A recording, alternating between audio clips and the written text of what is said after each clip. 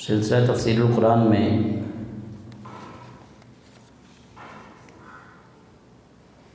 دو سو 65 آیات تک سورہ بقرہ،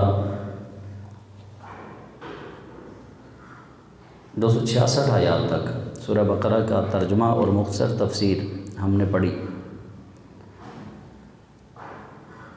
آج انشاءاللہ العزیز تیسرے پارے کا 5واں رکوع شروع کریں گے اور سورہ بقرہ کی آیت نمبر 267 سے آج کے سبق کا آغاز کریں گے۔ اللہ رب العزت جل مجدہ الکریم کلمات حق میری زبان پر جاری و ساری فرمائے اور ہم سب کو قرآنی تعلیمات سن سنا کے ان پہ عمل کی توفیق عطا فرمائے۔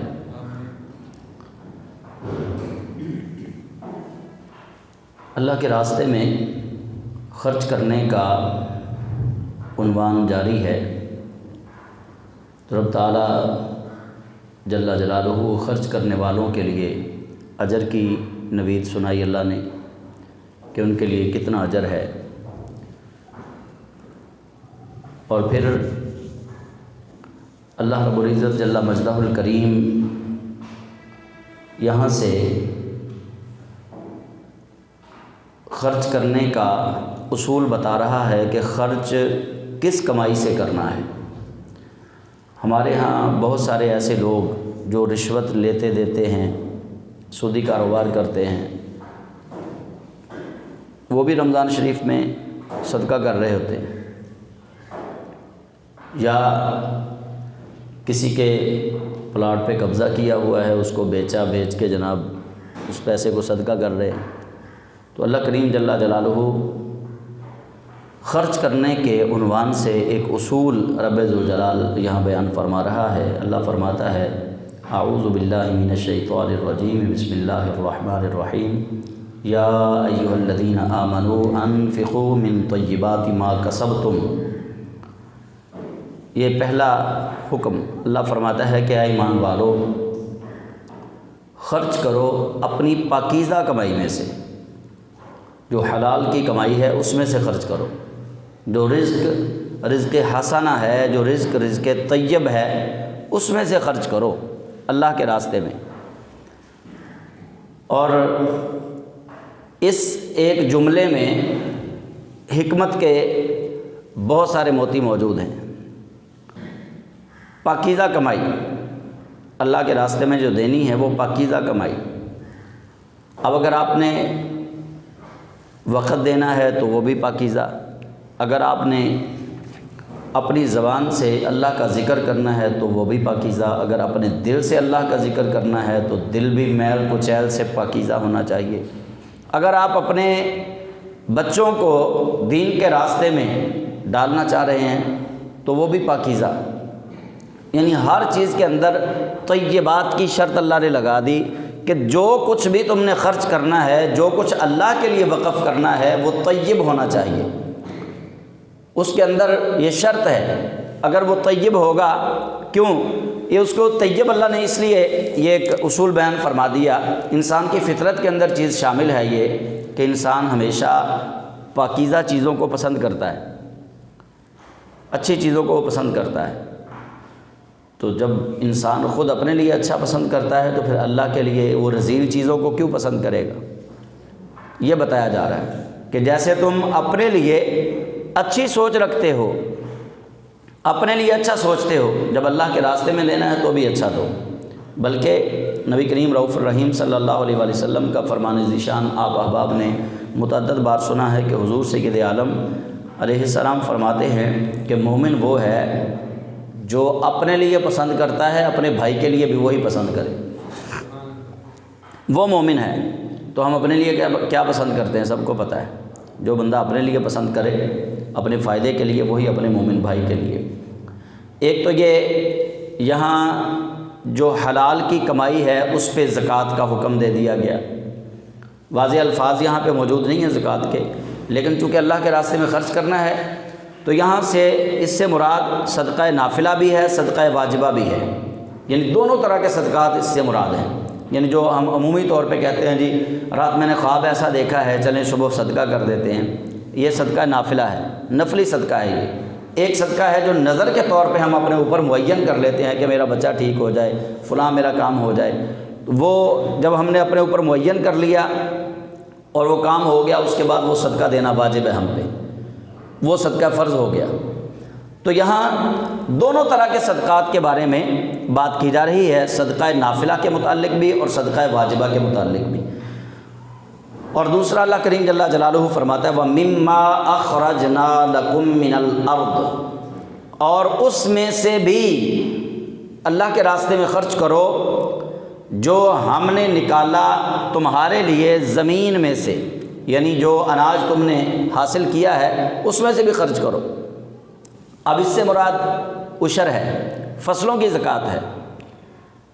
ہمارے ہاں صرف گندم کا عشر جو ہے وہ مشہور ہے کہ گندم کا عشر ہونا چاہیے، حالانکہ ہر فصل پہ، حتیٰ کہ پھلدار درختوں کا جو پھل ہے اس پہ بھی عشر ہے، اس پہ بھی عشر ہے، 20واں حصہ اس پہ بھی دینا ہے۔ جو نہری علاقے ہیں، چونکہ نہر کا پانی جو ہے وہ قیمتاً لگانا پڑتا ہے، تو وہاں 20واں حصہ ہے۔ جو بارانی علاقے ہیں جیسے یہ لیا بکر والی سائڈ پہ یا چولستان والی سائڈ پہ لوگ چنے کی کاشت کرتے ہیں، تو بارش سے اس کی کاشت جو ہے وہ ہوتی ہے، وہاں پانی کا انتظام نہیں ہے، تو ایسے علاقوں کے لیے اس کا 10واں حصہ ہے۔ تو اللہ کریم جل جلالہ فرماتا ہے وَمِمَّا، اور اس میں سے بھی خرچ کرو اللہ کے راستے میں، اخرجنا، جو ہم نے نکالا، لکم، تمہارے لیے، من الارض، زمین میں سے، ان جو زمین سے اناج تمہارے لیے اگایا ہے اس میں سے بھی خرچ کرو۔ وَلَا تَيَمَّمُوا الْخَبِيثَ مِنْهُ تُنْفِقُونَ، اب اللہ کریم جل جلالہ وہ بات جو پہلے اللہ نے کہی کہ طیب کمائی میں سے خرچ کرو، یہ کیوں کہا اس کا جواب یہاں دیا جا رہا ہے۔ نہ ارادہ کرو خبیث میں سے، جو تمہاری کمائی طیب نہیں ہے نا، اس میں سے اللہ کے راستے میں دینے کا ارادہ نہ کرو۔ ولا تیمموا، اور نہ ارادہ کرو، الخبیث منہ تنفقون، اور خاص ناقص کا ارادہ نہ کرو کہ دو تو اس میں سے دو۔ کئی بار ایسا دیکھا ہے کہ جو پیسے نہیں نہ چل رہے مسیطے دے دیو، واپس چل جان گے۔ جو نوٹ خراب ہیں وہ مسجد میں دے دیجیے، وہ مسجد میں دے دیں، تو ایسا نہیں ہونا چاہیے۔ اللہ کریم فرماتا ہے وَلَا تَيَمَّمُوا الْخَبِيثَ مِنْهُ تُنْفِقُونَ، اور ایسا نہیں ہونا چاہیے کہ تم جو چیز رذیل ہے، جو خبیث ہے، جو خسیس ہے، جو پاکیزہ نہیں ہے، اس کو اللہ کے راستے میں خرچ نہ کرو۔ یعنی یہ ترغیب دی جا رہی ہے۔ اور اگلی بات اللہ فرماتا ہے وَلَسْتُمْ بِآخِذِيهِ إِلَّا أَن تُغْمِضُوا فِيهِ، اللہ فرماتا ہے تم آنکھیں بند کر کے تو اپنے لیے ایسی چیز لے سکتے ہو جو خبیث ہوتی ہے۔ وَلَسْتُمْ بِآخِذِيهِ، تم نہیں پکڑو گے، تم نہیں پکڑو گے ایسی چیز کو جو خبیث ہے، جو طیب نہیں ہے، جو رذیل ہے، جو گھٹیا ہے۔ آپ مجھے کوئی تحفہ دیں ایسا، یا میں آپ کو دوں کوئی ایسی چیز جو گھٹیا ہو، تو آپ یقیناً تحفہ قبول نہیں کریں گے، میں بھی نہیں کروں گا، میں کہوں گا یار اگر دینی ہے تو اچھی چیز دو۔ تو اللہ فرماتا ہے وَلَسْتُمْ بِآخِذِيهِ، اور تم بھی نہیں پکڑو گے، إِلَّا أَن تُغْمِضُوا فِيهِ، مگر یہ کہ تمہاری آنکھیں بند ہوں تو پھر تمہارے ہاتھ میں کوئی چیز دے دے تو یہ الگ بات ہے۔ مطلب آنکھیں بند ہوں، أَن تُغْمِضُوا فِيهِ، یا اس چیز سے ویسے تم چشم پوشی کر لو، خاموشی اختیار کر لو، یہ ایک الگ بات ہے۔ اللہ فرماتا ہے وَاعْلَمُوا أَنَّ اللَّهَ غَنِيٌّ حَمِيدٌ، اور جان لو بے شک اللہ غنی ہے، یعنی بے نیاز ہے، تمہارے ان صدقات و خیرات سے، اچھا دینے سے یا برا دینے سے اللہ کی ذات پہ کوئی اثر نہیں ہے۔ وَاعْلَمُوا، جان لو، أَنَّ اللَّهَ غَنِيٌّ، بے شک اللہ بے نیاز ہے، تمہارے ان سارے کام، تم اچھے کام کرو گے تو اپنے لیے، برا کام کرو گے تو اپنے لیے، اچھی چیز میں سے خرچ کرو گے تو اپنے لیے، بری میں سے خرچ کرو گے تو اپنے لیے، اللہ بے نیاز ہے۔ اور اگلی صفت اللہ کی فرمایا حمید، ہر خوبی اللہ کے لیے ہے۔ الشیطان یعدکم الفقر ویأمرکم بالفحشاء، اب یہ آیت غریبوں کے لیے، فقراء کے لیے، مسکینوں کے لیے ایک ڈھارس ہے، ان کے لیے حوصلہ ہے۔ اللہ انہیں فرما رہا ہے الشیطان یعدکم الفقر، شیطان تمہیں ڈراتا ہے فقر سے، غربت سے، وَيَأْمُرُكُم بِالْفَحْشَاءِ، اور تمہیں بے حیائی کا حکم دیتا ہے۔ بہت ساری خواتین صرف اس لیے گناہ پہ آمادہ ہو جاتی ہیں کہ غربت دور کرنی ہے، بچوں کا پیٹ پالنا ہے، بچوں کے اخراجات پورے کرنے ہیں، اور انڈیا کے اندر ایسا بہت ماحول ہے، ہمارے پاکستان میں بھی ایسا ہی ہے، لیکن اللہ تعالیٰ اس سے محفوظ رکھے۔ تو رب تعالیٰ جل جلالہ اس جانب اللہ تعالیٰ نے یہ لوگوں کی رہنمائی کی۔ رب فرماتا ہے الشیطان یعدکم، شیطان تمہیں خوف دلاتا ہے، اندیشہ دلاتا ہے، الفقر، فقر کا، غربت کا، وہ تمہیں خوف دلاتا ہے کہ تم غربت کی وجہ سے مر جاؤ گے، لوگوں سے پیچھے رہ جاؤ گے، تمہارا کیا بنے گا۔ تو ہم میں سے بہت سارے لوگ ایسے نہیں ہیں کہ جو سودی کاروبار صرف اس لیے کرتے ہیں کہ فلاں بھی کر رہا ہے تو میں بھی کر لوں گا، پھر کیا ہے، گناہ کے کاموں میں اسی لیے وہ لگ جاتے ہیں۔ تو اللہ کریم فرماتا ہے وَيَأْمُرُكُم بِالْفَحْشَاءِ، شیطان تمہیں فحاشی کا، بے حیائی کا حکم دیتا ہے۔ وَاللَّهُ يَعِدُكُم، اب یہاں میں آپ لوگوں کو ایک یہ بات بھی سمجھانا چاہتا ہوں، قرآن کریم کا اسلوب دیکھیے۔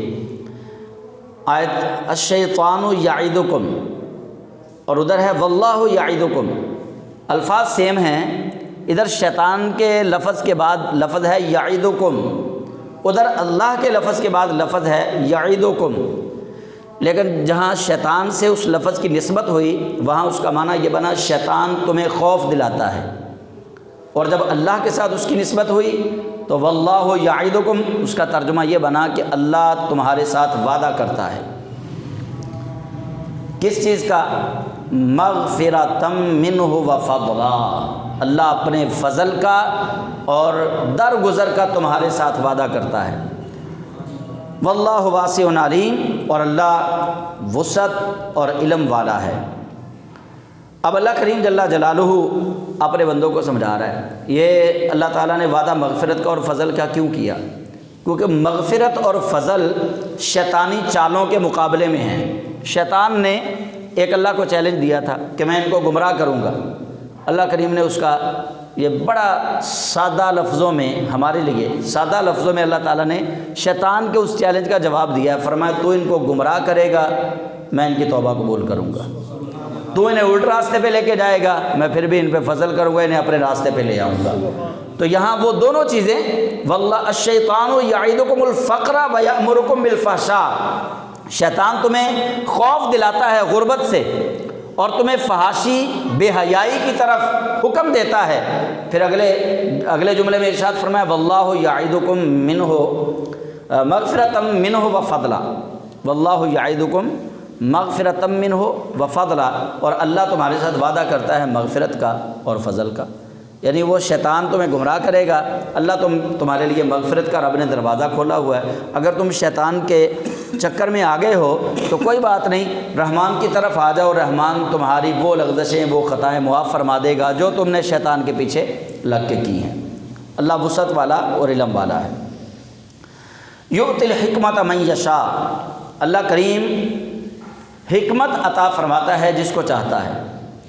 یہاں حکمت سے مراد نبوت بھی لی ہے مفسرین نے، حکمت سے مراد کتاب بھی لی ہے مفسرین نے، حکمت سے مراد اللہ کے جو قوانین لوگوں کی بھلائی کے لیے اتارے گئے وہ بھی مراد لیے ہیں، حکمت سے مراد عقل راسخ بھی لی ہے مفسرین نے، کہ اللہ کریم جیسے ہمارے ہاں ایک کہاوت بنی ہوئی ہے کہ 40 سال کے بعد عقل داڑھ جو ہے وہ نکلتی ہے، وہ اسی طرح کہ اللہ تعالیٰ جل جلالہ نے جو حکمت کا لفظ استعمال کیا اس کے اندر بھی، اس کے معنی میں بھی ہزارہا حکمتیں موجود ہیں۔ یؤتی الحکمت من یشاء، اور اللہ حکمت عطا فرماتا ہے جس کو چاہتا ہے، اور پھر جس کو حکمت مل جائے، حکمت کہتے ہیں دانائی کو، عقل مندی کو، مدبرانہ گفتگو کو، جیسے بزرگوں نے ہمیں کہا کہ پہلے تولو پھر بولو، یعنی بولنے کے بعد پھر نہ تولو اس کو، بلکہ بولنے سے پہلے تول لو کہ تم جو گفتگو کرنے جا رہے ہو تمہاری اس گفتگو کا فائدہ ہوگا یا نقصان ہوگا، تمہاری وہ گفتگو کس نہج پہ ہے۔ تو اللہ کریم جس کو حکمت عطا فرما دے پھر اس بندے سے کار خیر ہی عمل، ان کا جو ہے نا وہ کار خیر کا عمل ہی نمایاں ہوتا ہے۔ تو اللہ کریم فرماتا ہے وَمَن يُؤْتَ الْحِكْمَةَ فَقَدْ أُوتِيَ خَيْرًا كَثِيرًا، اور جس کو پھر اللہ کی طرف سے حکمت عطا کی جاتی ہے نا، اس کو خیر کثیر عطا کی جاتی ہے۔ وَمَن يُؤْتَ الْحِكْمَةَ فَقَدْ أُوتِيَ خَيْرًا كَثِيرًا، جو حکمت عطا کر دیا گیا بس وہ خیر کثیر عطا کر دیا گیا اللہ کی طرف سے، پھر برکتیں ہی برکتیں ہیں اس شخص کے لیے۔ وَمَا يَذَّكَّرُ إِلَّا أُولُو الْأَلْبَابِ، اور اہل عقل کے علاوہ نصیحت کو کوئی قبول نہیں کرتا۔ یہ جو ہے نا اولو الالباب، عقل والے، یہ جملہ اس پوری آیت کا مفہوم ہمیں سمجھا رہا ہے کہ یؤتی الحکمت من یشاء، کہ حکمت سے مراد ہے عقل کا آ جانا، عقل راسخ کا آ جانا۔ تو آخری جملے نے وہ بات بتا دی۔ اللہ کریم فرماتا ہے کہ حکمت سے مراد عقل ہے، کیونکہ اللہ کی نصیحت کو، رسول اللہ کی نصیحت کو عقل والوں کے علاوہ کوئی قبول نہیں کرتا۔ وما یذکر الا اولو الالباب، اور نصیحت نہیں پکڑتے مگر اہل عقل۔ 270 نمبر آیت میں اللہ کریم ارشاد فرماتا ہے وما انفقتم من نفقۃ او نذرتم من نذر فإن اللہ یعلمہ، اور تم خرچ کرنے والی چیزوں میں سے جو خرچ کرتے ہو اس کو، او نذرتم من نذر، اور جن چیزوں کی نظر مانی جاتی ہے جو تم نظر مانتے ہو اس کو، فإن اللہ یعلمہ، بے شک اللہ اس کو جانتا ہے۔ اب دو باتیں ہیں یہاں پہ، دونوں سمجھ لیجئے۔ نمبر 1، اللہ کریم فرماتا ہے جو تم خرچ کرو اس کو بھی اللہ جانتا ہے، اور جو تم نظر مانو اس کو بھی اللہ جانتا ہے۔ خرچ کرنا تو یہ عمومی طور پہ سمجھ میں آ گیا، صدقہ ہو، صدقہ نافلہ ہو، واجبہ ہو، زکوٰۃ ہو، فطرانہ ہو، یا اللہ کے راستے میں قربانی دینی ہو، جہاد کے لیے اپنی جان پیش کرنی ہو، یا اللہ کے راستے میں اپنے بچے کو دینی تعلیم کے لیے ڈالنا ہو، تو یہ ساری چیزیں سمجھ آ رہی ہیں کہ خرچ میں یہ سارا کچھ آتا ہے۔ نظر کا مفہوم تھوڑا سا سمجھ لیجئے کہ نظر کس کو کہتے ہیں۔ اس کو ہم عرف عام میں منت بھی کہتے ہیں۔ یہ نظر خالصتاً عبادت ہے، اور عبادت اللہ کے سوا کسی اور کی نہیں ہو سکتی، یہ بات یاد رکھیے گا۔ ہمارے ہاں یہ رواج ہے، لفظوں کا جو تعین ہے وہ بھی سوچ سمجھ کے کرنا چاہیے۔ ہمارے ہاں چونکہ ہم ایک ایسے کلچر میں رہتے ہیں جو ہندوستان کے ساتھ وابستہ ہے، تو ہم نظر مانتے ہوئے یہ نہیں دیکھتے۔ بہت سارے علاقوں میں یہ منت مانی جاتی ہے کہ اگر بیٹا ہوا تو وہ 7 سال تک بھیک مانگے گا، مانگ کے کھائے گا۔ اگر بیٹا ہوا تو اس کی چٹیاں رکھیں گے، ایک لمبے بال جو ہے نا ایک سائڈ میں، جنگ والے علاقے میں یہ زیادہ ہے۔ یہ ساری غیر شرعی چیزیں ہیں۔ اچھا، اگر یہ کام ہو گیا تو میں داتا دربار سائیکل پہ جاؤں گا، اگر یہ کام ہو گیا تو میں فلاں دربار پہ اپنے ننگے پیر جاؤں گا۔ یہ ساری چیزیں غیر شرعی، ان کا شریعت سے کوئی تعلق نہیں، یہ بات یاد رکھیے گا۔ نظر جس کو ہم منت کہتے ہیں یہ عبادت ہے، عبادت اللہ کے سوا کسی اور کی نہیں ہو سکتی۔ سید نعیم الدین مراد آبادی رحمۃ اللہ علیہ نے، جو اعلیٰ حضرت امام محمد رضا رحمۃ اللہ علیہ کے شاگرد ہیں، انہوں نے نظر کی ڈیفینیشن کرتے ہوئے سمجھانے کے لیے ہمیں یہ بات سمجھائی کہ یہ نظر ماننا تو جائز ہے کہ اگر فلاں کام ہو جائے، فلاں دربار پہ بیٹھے ہوئے فقیروں کو اللہ کے لیے کھانا کھلاؤں گا، یہ درست ہے، یہ نظر درست ہے کہ فلاں مزار کے اوپر جو مسجد بنی ہوئی ہے اس مسجد میں چراغ جلانے کے لیے میں تیل ڈالوں گا، یہ نظر بھی درست ہے، چونکہ مسجد ہے، مسجد کے اندر روشنی کرنی ہے۔ اس وقت چونکہ چراغ کا دور تھا زیادہ، تو انہوں نے کہا کہ مسجد کے لیے جو چیز آپ دیں گے وہ عبادت کے زمرے میں آئے گا۔ نظر کا تعلق خالصتاً اللہ سے ہونا چاہیے، مخلوق سے نہیں ہونا چاہیے۔ جو نظر، جو بھی منت آپ مان رہے ہیں اللہ کے ساتھ وہ خالص ہونی چاہیے۔ اگر اللہ کے علاوہ آپ منت مانیں گے تو آپ شرک کریں گے، واضح طور پہ اللہ کے علاوہ منت نہیں مانی جا سکتی کسی ولی کے لیے، بالکل قطعاً نہیں۔ بس نظر چونکہ عبادت ہے تو عبادت کا تعلق اللہ سے ہے، اللہ کے سوا کسی اور کے لیے آپ کسی کا نام لے کے نظر نہیں مان سکتے۔ آپ دیکھیے میں بتاتا ہوں، سیدہ کونین مخدومہ کونین سیدہ سلام اللہ تعالیٰ علیہ اور مولا علی کرم اللہ تعالیٰ وجہہ الکریم، انہوں نے بھی ایک نظر مانی تھی، بڑی مشہور روایت ہے وہ، کہ اگر حسنین کریمین تندرست ہو گئے تو ہم روزے رکھیں گے۔ یہ ہے نظر، اگر حسنین کریمین تندرست ہو گئے تو ہم اللہ کے لیے 3 روزے رکھیں گے، جس کا ذکر قرآن پاک میں بھی ہے، وَيُطْعِمُونَ الطَّعَامَ عَلَىٰ حُبِّهِ مِسْكِينًا وَيَتِيمًا وَأَسِيرًا، وہ 3 روزے۔ تو یہ نظر جو ہے خالصتاً اللہ کے لیے ہونی چاہیے، اللہ کے سوا کسی اور کے لیے نظر نہیں ہونی چاہیے۔ ہاں کسی مزار پہ جا کے آپ یہ منت مان سکتے ہیں کہ وہاں جا کے میں مسجد جو ہے اس مسجد کی صفیں میں لے کے دوں گا، اس مسجد میں قالین میں ڈال کے دوں گا، یہ منت مانی جا سکتی ہے، لیکن یہ منت نہیں مانی جا سکتی کہ اگر میں تندرست ہو گیا تو میں داتا دربار ننگے پیر جاؤں گا، داتا دربار موٹر سائیکل پہ جاؤں گا۔ یہ کون سی منت ہے؟ غیر اللہ کے لیے شفا آپ کو داتا صاحب نے نہیں دینی، شفا اللہ نے دینی ہے۔ جس طرح ڈاکٹر، حکیم اور طبیب درمیان میں ایک وسیلہ ہیں، اسی طرح بزرگوں کی دعا بھی درمیان میں ایک وسیلہ ہے۔ یہ جو ہم وسیلے کی بات کرتے ہیں تو وسیلے سے مراد بزرگوں کی دعا ہے۔ اگر ہم یا رسول اللہ کہتے ہیں تو اس کا مطلب کیا ہے؟ اس کا بھی مطلب یہی ہے کہ رسول اکرم صلی اللہ علیہ وسلم ہماری سفارش اللہ کی بارگاہ میں کریں۔ اگر ہم مولا علی کے لیے ایسی بات کرتے ہیں تو اس کا بھی مطلب یہی ہے، اللہ کے سوا کر کوئی نہیں سکتا، فاعل حقیقی اللہ کی ذات ہے، لیکن اولیاء اللہ یا انبیاء کرام ان سے جو مشکلات کے حل کرنے کا جو ہمیں ایک مقصد ملتا ہے، یا ان کی طرف سے مشکلیں حل کرنے کے لیے جو ہم ان کو پکارتے ہیں، یا ان کی طرف سے ایسی باتیں سامنے آتی ہیں کہ جی اللہ کے ولی نے مشکل حل کر دی، اللہ کے نبی نے مشکل حل کر دی۔ اچھا وہ بظاہر تو اللہ کے نبی نے مشکل حل کی، اس کے پیچھے کون ہے؟ اللہ، فاعل حقیقی اللہ ہی ہے۔ رسول اللہ صلی اللہ علیہ وسلم یا 1,24,000 یا کم و بیش انبیاء و مرسلین کس کے محتاج ہیں؟ اللہ کے۔ اللہ تو پھر اللہ ہی ہے، اللہ سے بڑا کوئی نہیں، سب اللہ کے محتاج ہیں۔ ہاں اللہ کریم نے انبیاء کرام کو پھر رتبے دیے، مرتبے دیے، کسی کو کلیم بنایا، کسی کو نجی بنایا، کسی کو صفی بنایا، کسی کو اپنا حبیب بنایا، یہ اللہ کریم نے پھر آگے مرتبے عطا فرمائے ہیں۔ تو یہ نظر جو ہے خالصتاً اللہ کے لیے ہونی چاہیے، اللہ کے علاوہ کسی اور کے لیے نظر نہیں ہونی چاہیے۔ تو اللہ کریم جل جلالہ فرماتا ہے جو تم خرچ کرو وہ جو تم نظر مانو وہ، فإن اللہ یعلمہ، پس بے شک اللہ اس کو جانتا ہے، وما للظالمین من انصار، اور ظالموں کا کوئی مددگار نہیں ہے۔ ان تبدوا الصدقات فنعما ہی، اب صدقہ کرنے کے 2 طریقے ہیں، دونوں یہاں بتائے جا رہے ہیں کہ اگر تم صدقہ کرو ظاہر کر کے، ان تبدوا، اگر تم ظاہر کرو الصدقات، صدقات کو، خیرات کو، فنعما ہی، تو یہ ظاہر کرنا تمہارے لیے افضل ہے۔ یہاں مفسرین نے اس کی شرط یہ لگائی کہ افضل تب ہے جب تمہاری نیت ترغیب دینے کی ہوگی۔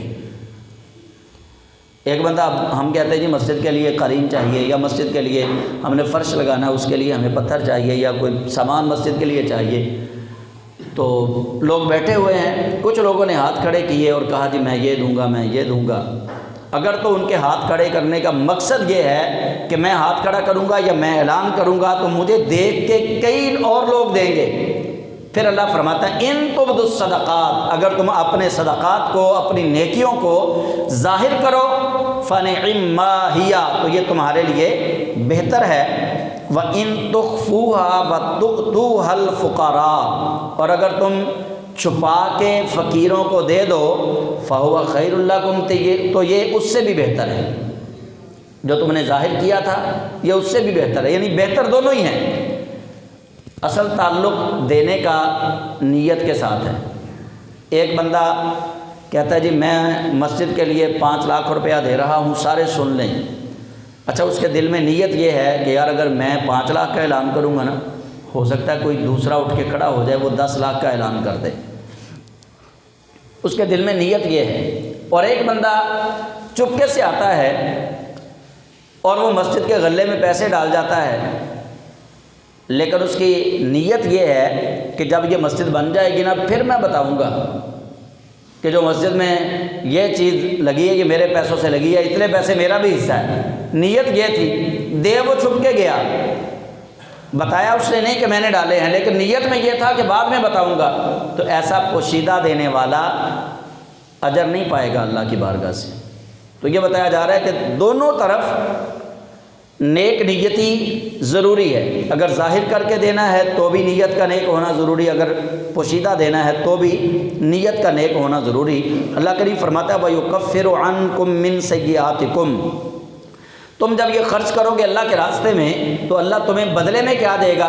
وَيُكَفِّرُ، وہ مٹا دے گا، عَنْكُم مِّن سَيِّئَاتِكُم، تمہارے گناہوں میں سے کچھ گناہ اس صدقہ کرنے کی وجہ سے اللہ مٹا دے گا۔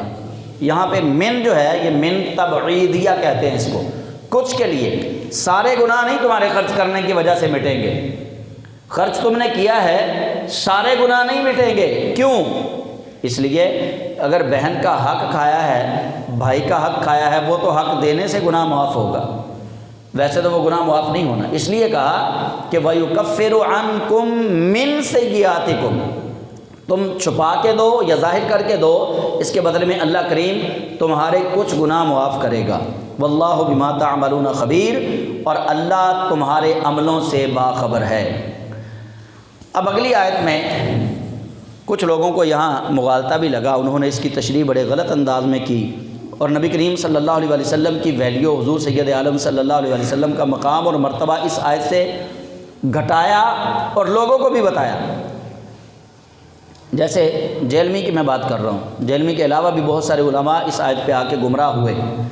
آیت کیا ہے؟ لیس علیک ھداھم، اللہ نے نبی کریم صلی اللہ علیہ وسلم سے فرمایا۔ نبی کریم صلی اللہ علیہ وسلم ایک دن تھوڑے رنجیدہ تھے، غمگین تھے، چونکہ شروع اسلام تھا۔ جب اللہ کے حبیب علیہ السلام مدینہ طیبہ تشریف لائے تو کچھ مسلمانوں کی رشتہ داریاں یہودیوں سے تھیں۔ اب اللہ کے حبیب علیہ السلام آپ ایک دن پریشان ہوئے کہ میں نے اتنی تبلیغ کی ہے اور یہ سارے لوگ ابھی تک بھی مسلمان نہیں ہوئے، تو اللہ کریم جل جلالہ نے اپنے حبیب صلی اللہ علیہ وسلم کو دلاسا دیا۔ رب نے کیا فرمایا؟ لیس علیک ھداھم، اے محبوب ان کو ہدایت دینا آپ کے ذمہ نہیں ہے، ان کو ہدایت دینا آپ کے ذمہ نہیں ہے۔ وَلَٰكِنَّ اللَّهَ يَهْدِي مَن يَشَاءُ، ہاں اللہ جسے چاہتا ہے اسے ہدایت دیتا ہے۔ اچھا، حضور سید عالم صلی اللہ علیہ وسلم کے ذمہ کیا تھا؟ نبی پاک کے ذمہ یہ تھا آپ نے تبلیغ کرنی ہے، آپ نے ان کو سیدھا راستہ دکھانا ہے، دکھانا مقصود ہے۔ اب ڈاکٹر کا کام کیا ہے؟ ڈاکٹر کا کام ہے دوائی لکھ کے دے دے، کھانی تو اب مریض نے خود ہے۔ نبی کریم صلی اللہ علیہ وسلم نے نسخہ صحیح بتا دیا قوم کو۔ آپ نے جو تجویز کردہ نسخہ تھا وہ نسخہ قرآنی تھا، اللہ کے حبیب علیہ السلام نے بتا دیا یہ راستہ جنت کو جاتا ہے، یہ راستہ جہنم کو جاتا ہے، یہ راستہ شیطان نے تمہیں دیا ہے، یہ راستہ رحمان نے تمہیں دیا ہے۔ نبی علیہ السلام نے سارا کچھ بتا دیا۔ اللہ کے حبیب علیہ السلام آپ کے دل مبارک میں، قلب اطہر میں بات یہ تھی کہ ابھی تک یہ سارے لوگ کیوں نہیں ایمان لے کے آئے، تو اللہ نے فرمایا لیس علیک ھداھم، اے محبوب آپ پر ان کو ہدایت دینا آپ پر نہیں ہے، یہ تو اللہ پر ہے، اللہ جسے چاہے اس کو ہدایت دیتا ہے۔ وما تنفقوا من خیر فلانفسکم، اور اللہ فرماتا ہے کہ اور جو تم اچھی چیز دو تو اس میں تمہارا ہی بھلا ہے۔ وما تنفقوا، اور جو تم خرچ کرو، من خیر اچھی چیزوں میں سے، فلانفسکم وہ تمہارا اپنا ہی بھلا ہے۔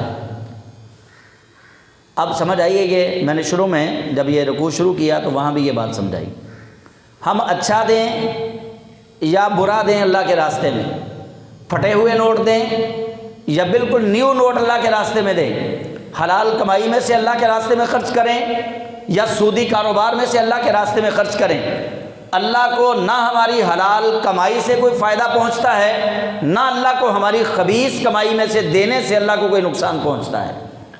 اللہ کریم جل جلالہ فرماتا ہے وما تنفقوا من خیر فلانفسکم، اور جو تم اچھی چیزوں میں سے خرچ کرتے ہو، فلانفسکم تم اپنے لیے کرتے ہو، اللہ کے لیے تو نہیں کیا نا۔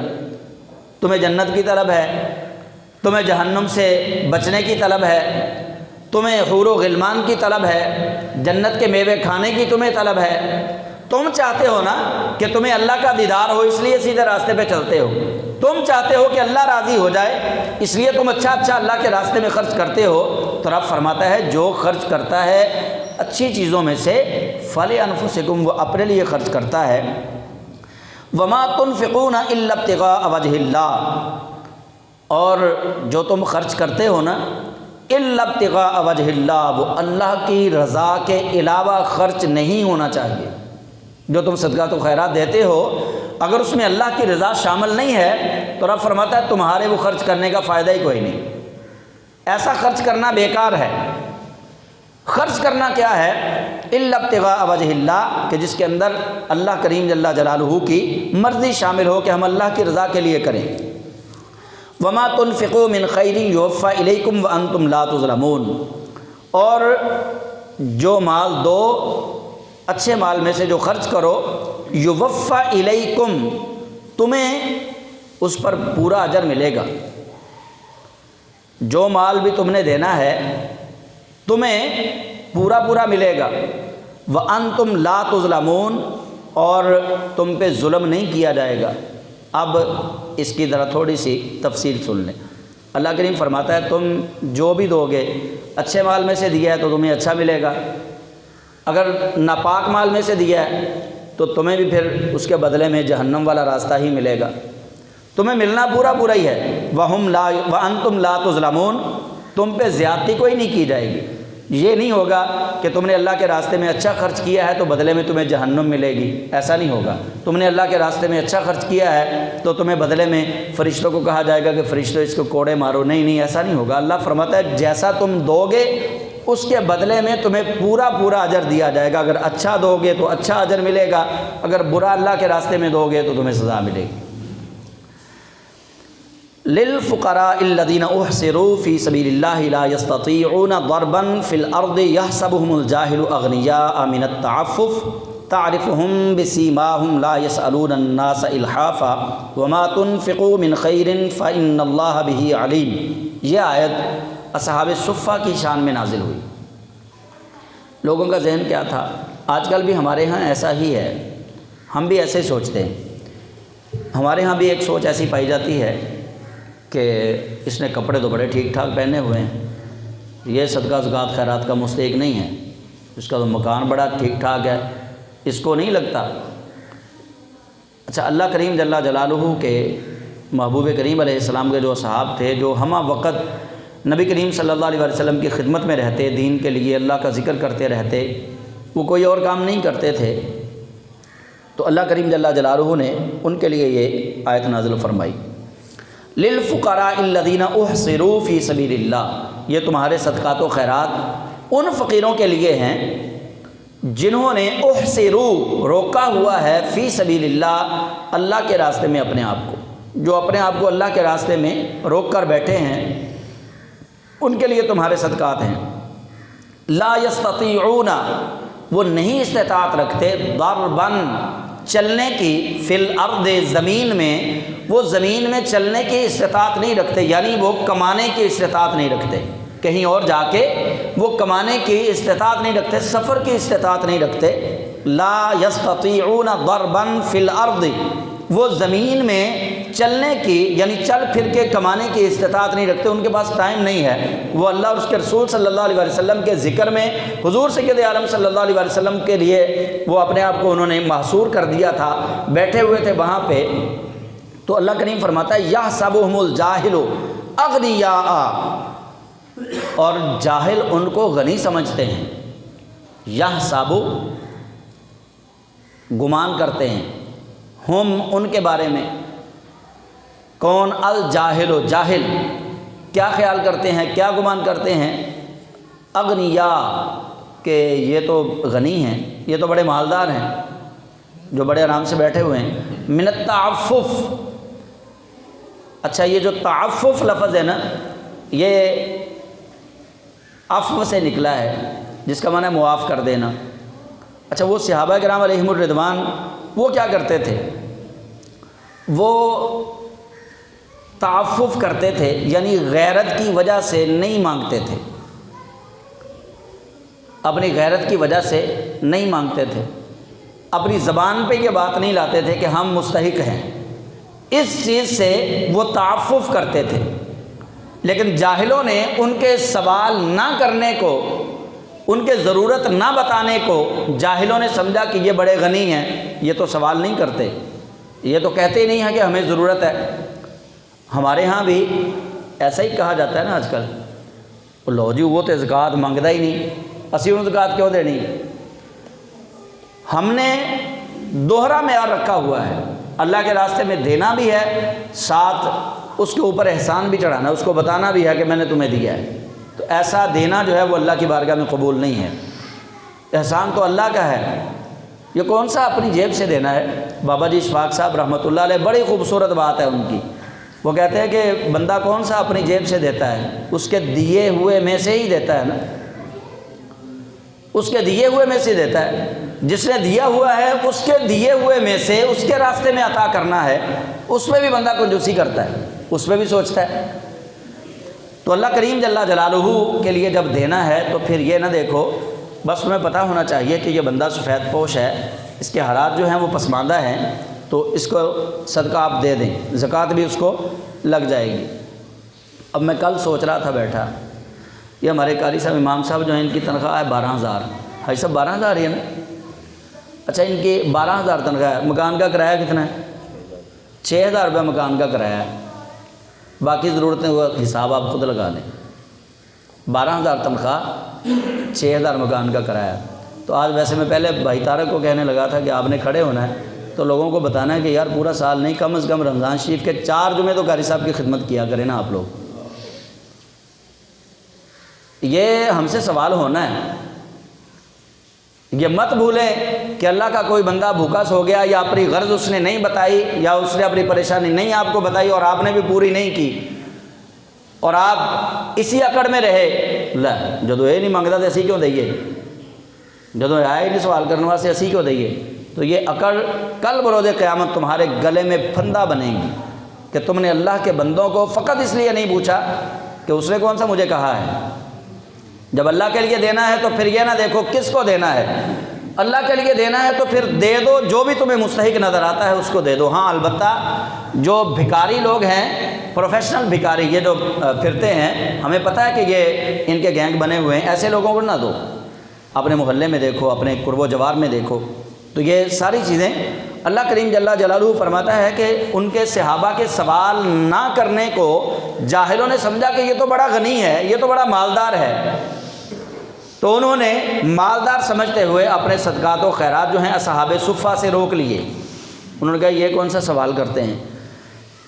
تو اللہ کریم فرماتا ہے لا یسألون الناس الحافا، وہ نہیں سوال کرتے لوگوں سے گڑ گڑا کے، وہ لوگوں سے سوال ہی نہیں کرتے۔ ان کی شان یہ ہے، وہ نبی کے صحابہ ہیں، وہ کیوں سوال کریں۔ اصحاب صفہ کی بات میں نے آپ کو بتایا، یہ آیت ان کے حق میں نازل ہوئی۔ اللہ فرماتا ہے لا یسألون الناس الحافا، وہ گڑ گڑا کے لوگوں سے سوال نہیں کرتے، لوگوں کے سامنے ہاتھ پھیلاتے ہی نہیں ہیں۔ وما تنفقوا من خیر، اور تم جو بھی خیرات کرو، جو بھی اچھا مال اللہ کے راستے میں دو، فإن اللہ بہ علیم، اللہ کریم تمہارے اس خرچ کیے جانے والے مال کو جانتا ہے۔ اب یہ ہم پہ لازم ہے کہ ہم اللہ کے راستے میں کیا خرچ کر رہے ہیں۔ اگلی آیت میں اللہ کریم فرماتا ہے الذین ينفقون اموالهم باللیل والنہار سرا وعلانیۃ، یہ 4 طریقے ہیں تقسیم کے خیرات۔ نمبر 1 باللیل، رات کو خرچ کرنا۔ نمبر 2 والنہار، دن کو خرچ کرنا۔ نمبر 3 سرن، پوشیدہ طور پہ اللہ کے راستے میں خرچ کرنا۔ نمبر 4 علانیتاً، ظاہری طور پہ اعلان کروا کے اللہ کے راستے میں خرچ کرنا۔ یہ اس آیت کا یہ جو جملہ ہے، اس کے متعلق مفسرین کی 2 رائے ہیں، 2 روایات ہیں۔ پہلی روایت یہ ہے کہ یہ آیت جو ہے یہ حضرت ابوبکر صدیق رضی اللہ تعالیٰ عنہ کی شان میں نازل ہوئی کہ جناب سیدنا صدیق اکبر رضی اللہ تعالیٰ عنہ نے ایک رات 10,000 درہم اللہ کے راستے میں خرچ کیے۔ صبح ہوئی تو پھر 10,000 درہم خرچ کیے، 10,000 درہم پوشیدہ خرچ کیے اور 10,000 درہم آپ نے اعلانیہ طور پہ خرچ کیے۔ 40,000 درہم حضرت ابوبکر صدیق نے اللہ کے راستے میں جب خرچ کیے تو اللہ کریم جل جلالہ نے ان کی شان میں یہ آیت نازل کی کہ الذین ينفقون اموالهم باللیل والنہار سرا وعلانیۃ، کہ وہ لوگ جو اللہ کے راستے میں خرچ کرتے ہیں رات کو دن کو چھپا کے اور پوشیدہ۔ اور دوسری روایت یہ ہے کہ یہ آیت ہے مولا علی کرم اللہ تعالی وجہہ الکریم کی شان میں کہ مولا علی کے پاس تھے 40 درہم، تو مولا علی نے 10 رات کو اللہ کے راستے میں دیے، 10 دن کو دیے، 10 چھپا کے دیے، 10 اعلانیہ طور پہ دیے۔ تو اللہ کریم نے ان کے حق میں یہ آیت نازل فرما دی، الذین ینفقون اموالہم باللیل والنہار سرا وعلانیۃ، وہ لوگ جو اپنے مال کو رات دن پوشیدہ طور پہ اور ظاہری طور پہ خرچ کرتے ہیں، فلہم اجرہم عند ربہم، ان کے لیے بہت بڑا اجر ہے ان کے رب کی طرف سے۔ اجر کیا ہے؟ ولا خوف علیہم ولا ہم یحزنون، نہ ان کو کوئی خوف ہے اللہ کے سوا کسی کا، نہ وہ کسی وجہ سے غمگین ہوں گے۔ تو یہ بالخصوص ان نفوس قدسیہ کے لیے آیت نازل ہوئی، لیکن بالعموم اس کا اجر ہمیں بھی ملے گا اگر ہم انہی کی طرح خرچ کریں گے تو، یعنی اگر ہم بھی رات کو خرچ کریں، دن کو خرچ کریں، اعلانیہ طور پہ خرچ کریں، پوشیدہ طور پہ خرچ کریں، اور مقصد ہو وجہ اللہ کی رضا کے لیے، مقصد یہ ہو، تو ہمیں بھی اللہ کریم جل جلالہ وہ اس کا اجر دے گا جو اس نے اعلان کیا۔ اجر کیا ہے؟ اللہ فرماتا ہے کہ لا خوف علیہم ولا ہم یحزنون، اس سے خوف دور کر دیا جائے گا، غم کے سائے اس سے دور کر دیے جائیں گے، اور وہ اللہ کے سوا نہ کسی سے ڈرے گا، نہ اللہ کے دور ہونے کے علاوہ اس کو کسی اور چیز کا غم ہوگا۔ دنیا کا مال و متاع اس سے دور ہو بھی جائے گا تو اس کو کوئی غم نہیں ہوگا۔ تو یہ وہ آیات ہیں کہ جو خرچ کرنے کے متعلق نازل ہوئیں، صدقہ کے متعلق، زکوٰۃ کے متعلق نازل ہوئیں کہ ہم اللہ کے راستے میں خرچ کریں۔ چونکہ رمضان شریف میں مسلمانوں کا عام رجحان ہے کہ مسلمان عمومی طور پہ رمضان شریف میں زیادہ خرچ کرتے ہیں۔ اگلی آیت جو ہے آیت نمبر 75، وہ انشاءاللہ اگلے جمعہ کو شروع کریں گے، اس میں پھر آگے جو ہے نا وہ سود کے متعلق کچھ احکامات ہیں، وہ انشاءاللہ ٹاپک ہی الگ ہے، تو اس پہ پھر اگلے جمعہ انشاءاللہ بات کریں گے۔ تو یہ بات ذہن میں رکھیں کہ ہم خرچ جو کرتے ہیں اللہ دیکھتا ہے، بس ہم جہاں کہیں بھی ہیں اللہ دیکھ رہا ہے۔ تو جو صدقات واجبہ ہیں، فرض جو صدقات ہیں، جیسے زکوٰۃ ہم دیتے ہیں، فطرانہ ہے، یا اپنے اوپر ہم کوئی نظر مان لیتے ہیں، یہ صدقات واجبہ ہیں، فرض کیے ہوئے، یا اللہ کی طرف سے فرض کیے ہوئے یا بندے نے خود اپنے اوپر فرض کر لیا کسی چیز کو، ان کو کہتے ہیں صدقات واجبہ۔ تو ایسے صدقات جو ہیں ان کو اگر ہم کسی کو بتا کر دیں تو افضل ہے، یعنی فضیلت اس کی ہے۔ لیکن جب ہم یہ دیکھیں کہ ہم اگر کسی مسلمان بھائی کو کہیں نا یہ زکوٰۃ کے پیسے لے لو، اس کا دل دکھے گا، وہ پریشان ہوگا، تو اس کے دل کے اندر جو درد پیدا ہوگا، اس درد سے اس کو بچانے کے لیے اگر ہم مٹھی بند کر کے اپنی زبان کو بند کر کے اس کو اللہ کی رضا کے لیے توفتاً دے دیں گے نا، تو اللہ زیادہ اجر دے گا، ٹھیک ہے نا۔ تو یہ یاد رکھیے گا، زکوٰۃ ایسے بھی ہو جاتی ہے بغیر بتائے، فطرانہ ایسے بھی ہو جاتا ہے بغیر بتائے، آپ عیدی دے دیں اس کے بچوں کو، کپڑے لے کے دے دیں، کوئی ضرورت کا سامان لے کے دے دیں، ایسے بھی ہو جائے گا۔ اللہ تعالی ہم سب کو عمل کی توفیق عطا فرمائے، آمین۔ وآخر دعوانا ان الحمد للہ رب العالمین۔